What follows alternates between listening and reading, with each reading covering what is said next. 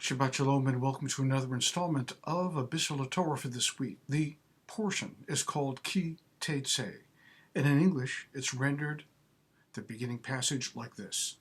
When you take the field against your enemies, and the Lord your God delivers them into your power, and you take them captive.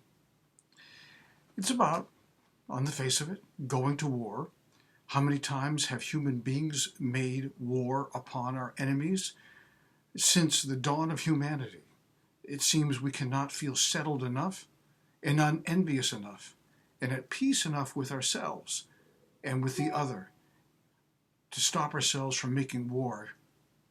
And sometimes it has nothing to do with us, but rather has to do with the other side and simply a defensive mechanism.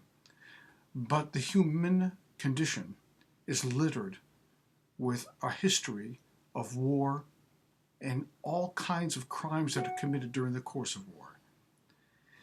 The sages tell us that even if it doesn't concern a physical war where we take up arms against our enemies, oftentimes we find ourselves at war with people whom we thought were friends, sometimes with ourselves, with our neighbors, with our relatives. We find ourselves at war many, many times. And in this time of wrestling with the COVID virus, we find ourselves at war with people who disagree with us, and sometimes vehemently, and sometimes it's us who vehemently disagree with them, and we cannot stand to be in their presence. So the rabbis tell us that what's really at root of all of this is our Yetzer. It's not about really a final analysis about winning a war or losing a war. It's about how we feel about winning or losing a war. That they're not going to pull the wool over my eyes. They're not going to get the better of me.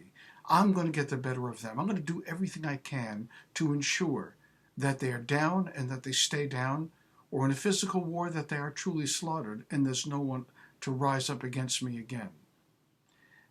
So when the rabbis say this, make this observation, they're telling us that the Yetzer, the impulse to want to do things against others, is what we should be most aware of when we wage war or when we're inclined to wage war against another human being.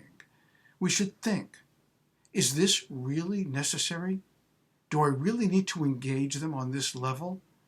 Do I really need to make them feel like they are ground into the dirt, make them feel like they are worthless? Is that what this is all about?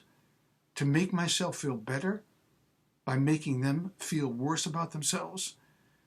And so the rabbis tell us that if it does happen, that we feel this rising bile in our throat of anger towards another human being, what we need to do is sit ourselves down, have a good think about it, and then do repentance, do teshuvah. Do teshuvah over our negative thoughts before they are actualized into reality. Do I need to say this to that person? Do they really need to hear it?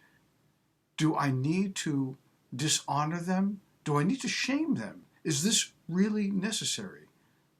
And the rabbis go further by saying that sometimes even doing teshuvah about thoughts that we've had that are negative, that involve the Yetzer, is as difficult as wading into a briar bush and allowing ourselves to be scratched and come out bleeding on the other side.